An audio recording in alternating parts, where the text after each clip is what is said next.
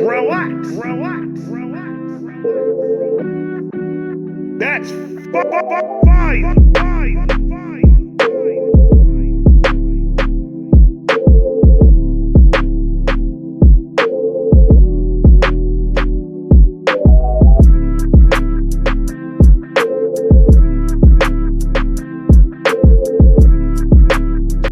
What is good, Vibe Gang? It is your boy Ray here with another one. I just want to say thank you to everybody that's sending me messages, see how I was doing, how's the family doing, and all that. I appreciate all the messages. We're fine. Everything is, thank God, okay. Besides a couple, like, bunch of branches fell out from our huge forest we have in the back. Besides that, everything else is fine. Everything's still intact. Everything's still good. No damage to my mother or father-in-law's house. Thank God. And everybody else is fine. My mom, my dad, their house is still intact. Everything's still good. So I appreciate you guys so much. April, thank you once again for the list, and thank you once again for the dono. We're gonna continue the Elvis list. Elvis Presley. If we never met again. Federico, cut the beat. Thank you. Elvis Presley. It is on you.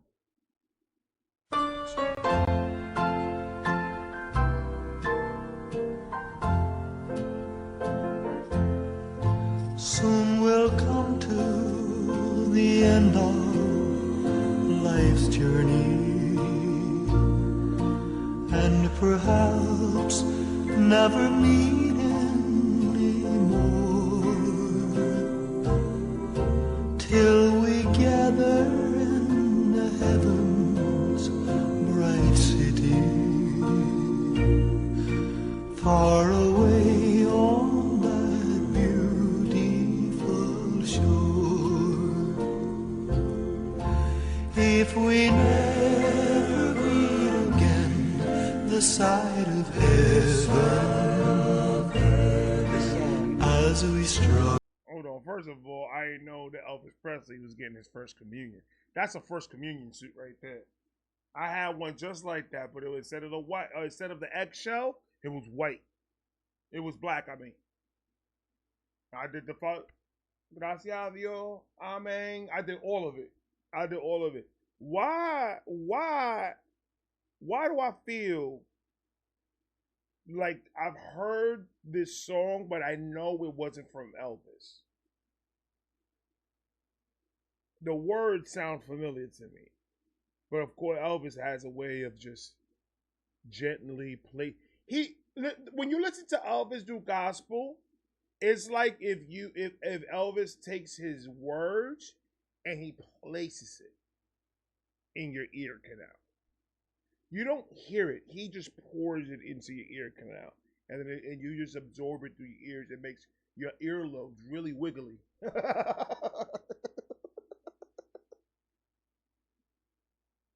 But it's the truth. Is it that honest truth? He has that way with his voice. He's just his fluctuation. He could knock your socks off, or he could sing you a lullaby, and you'll fall asleep the first song. He doesn't have to keep on singing it over and over again until you get tired.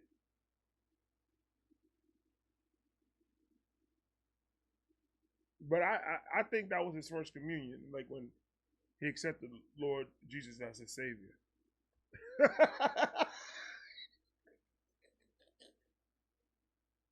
I am losing my mind right now, but it's true. I'm not saying that he did it in that picture. Obviously, he's older. He's been a man of God since he was a child. I'm just saying it looks like he said he went to the tailor and he told the tailor, "This is my baby suit. I want you to make that a man suit. I want to look exactly like that, but I want it as a man suit." And they did it for him. That's what I'm saying. It's going to be one of those, ladies and gentlemen. But look at the voice, though. Look at the voice. In the heavens, bright city, far away on that beautiful shore.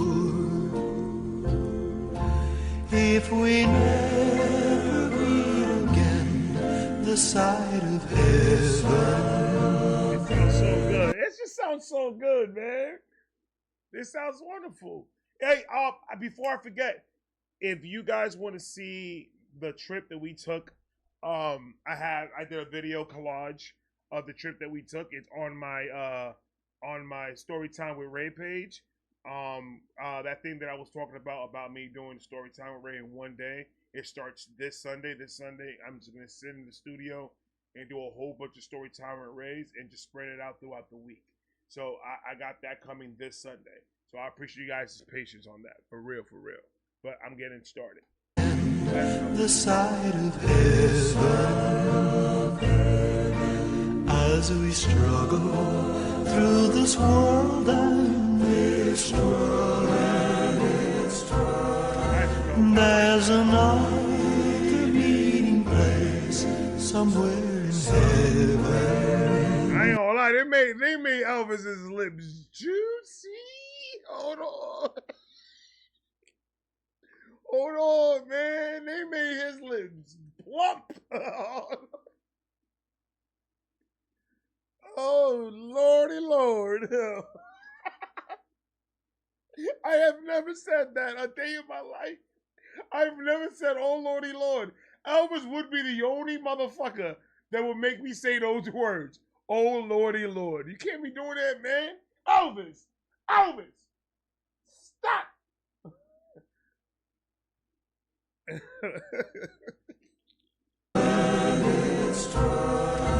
There's another meeting place somewhere in heaven, by the side of the river of life, where the charming roses bloom forever, and where separations come no more. If we never meet again this side of heaven, I'll meet you on that beautiful shore.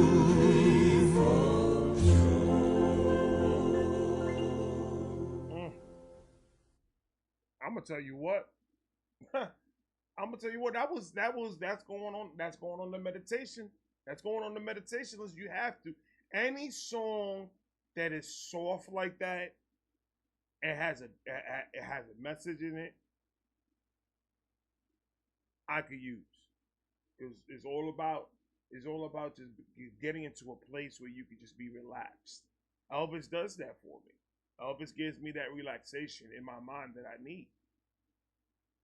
Just his voice, just focusing on his highs and lows, his pitches, everything. Look, a lot of people like to talk a lot about Elvis, a lot. And all I gotta say is, people could have written his stuff for him. It could have been songs that he was covering.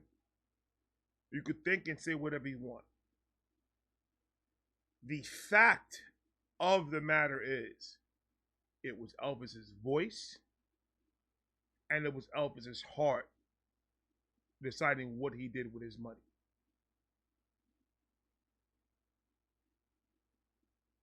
And there's nothing else you can tell me about that man. People keep on telling me, oh, you know he's a racist? I was like, and you know that you're dumb?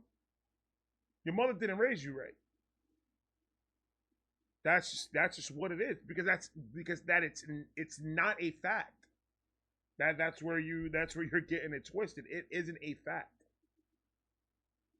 You have multiple African American artists that your great grandparents was listening to that vouched of Elvis's character. It's on film. It's on YouTube. That's the crazy part, guys. It's on YouTube. And you could see them say how they felt about that man.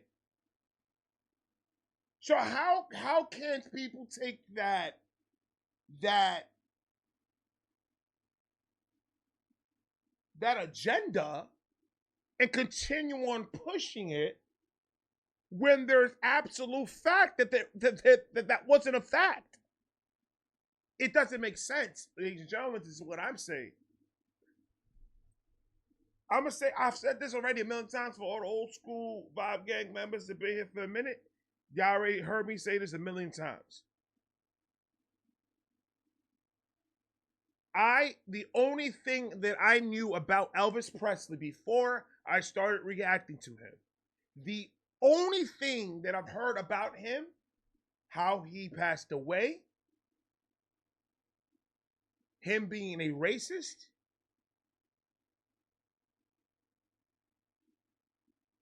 and Jailhouse Rock. That's it. It's the only thing that I knew about him.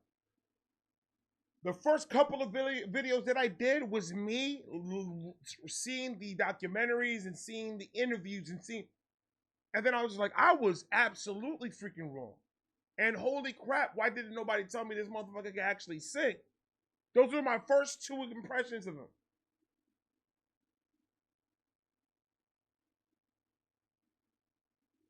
They took my heart. It's called giving things a chance, guys. It's called giving things a chance. And do your research if you going to state what other people stated. Do your research about it. Figure it out. If somebody like, oh, you listen to Elvis, he's a racist. And if you don't know if it's a fact or not, if that's just the first time you're hearing this, it's your job to say, okay, let me see. Elvis racism debunked. All you gotta put. And YouTube is gonna give you every single video of a bunch of African American superstars debunking if Elvis was racist or not. You're ignorant if you're saying that to this in 2024. You're an ignorant person for saying it. And I said it. And I don't like to be mean to people. Well, let's face it, I do like to be mean. I like to roast and I like to talk shit for only people that I love. But let's keep it 100. Do your research before you start saying crazy stuff because you're going to make yourself look crazy. And if that's one thing haters don't like is making themselves look crazy. So if you keep on saying a bunch of crazy stuff that has no merit at all, you're going to make yourself look nuts. And why? And let me ask another question. Why are you telling me? Why are you telling that to me? Go to the Better Business Bureau, brother. What do you want me to tell you? There's proof that he's not.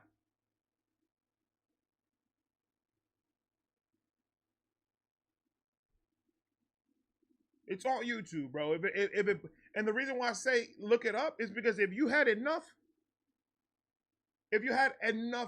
fact to go and make a comment about it, that same energy that you use for that, use it to go look up shit before you start talking.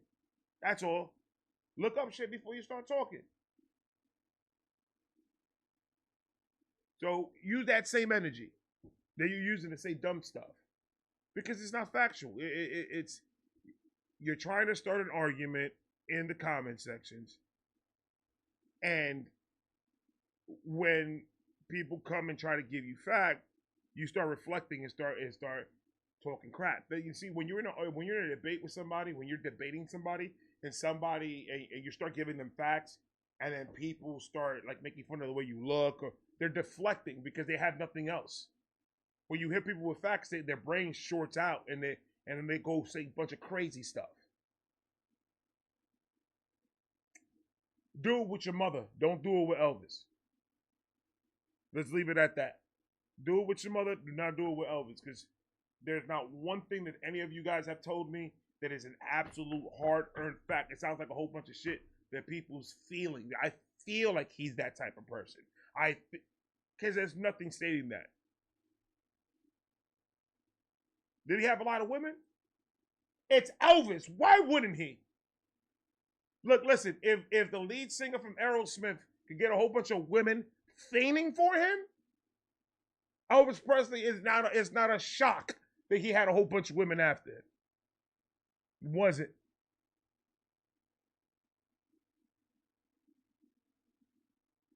At the end of the day, his heart and his purpose was to not only make an impact in the music scene, but also make an impact in all of Tennessee.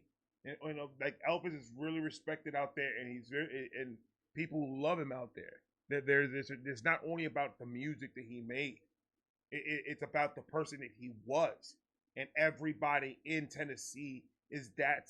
Everybody that let me say this: everybody that I've ran into in Tennessee gives me the same vibes Elvis gives me when I watch one of his interviews or somebody talking about him, about showing his character and everything. It's the same. It's loving, welcoming. I'll give you the shirt off my back type of feel. That's why I say I always want to live in Tennessee. That's where I want to retire. That's where I want to, in a cabin in the mountains, leave me alone and just be there, because it's just the atmosphere and the love that they showed. And it didn't matter what skin color you was. It didn't matter. Nothing mattered. It was everybody. Hey, sweetie. It was either I was getting said it low. Hey, sweetie, sweetheart, babe. All that just endearing words to hear. Like, I like it when I sit down and my waitress says, hey, sweetie, do you want anything? Because I feel welcomed. You feel me? It's a beautiful thing. And then it shows where Elvis got that from. Elvis got that from that loving environment. And it didn't matter what skin color you was. It didn't matter if you were black, white. It didn't matter. If they were all a community to help each other out. That's what I've seen being in Tennessee multiple times. I've never had a bad experience in Tennessee, ever. People say, oh, don't go to Memphis. I went to Memphis. I felt fine. I felt good. It was nothing crazy about Memphis at all. Understand, people, I'm from Brooklyn, New York, so maybe what you guys may see is maybe something different. And I'm not talking about the new Brooklyn. I'm talking about the old Brooklyn with the broken down buildings, bums in the streets, heroin, fucking shots everywhere. That's the Brooklyn that I'm from. I'm not from this new stuff that they did. But anyway, I'm rambling on, and it doesn't matter, because Elvis is king in my eyes. I love Elvis because I love Elvis. And that's the bottom line, because Stone Cold said so. I love you guys. I am going to go eat. And I will see you guys tomorrow. I got more videos coming. Like I said, I'm working on story time with Ray this Sunday. I'm going to do about 5, 6 of them, because I want to give you guys an extra video on Sunday. I want to try to do 6 and then try to give them all to you one a night for the rest of this week, and then for next week. For all of next week, and then that Saturday. I'm going to try to do 6 for you guys. I love all of you. Thank you guys so much once again, and thank you for letting me ramble. I'm going to talk to you guys tomorrow. Have a great night. I got a bad feeling about this. They say Larry is a vibe like my nigga Ray. I be cool and I get high. I roll bigger J.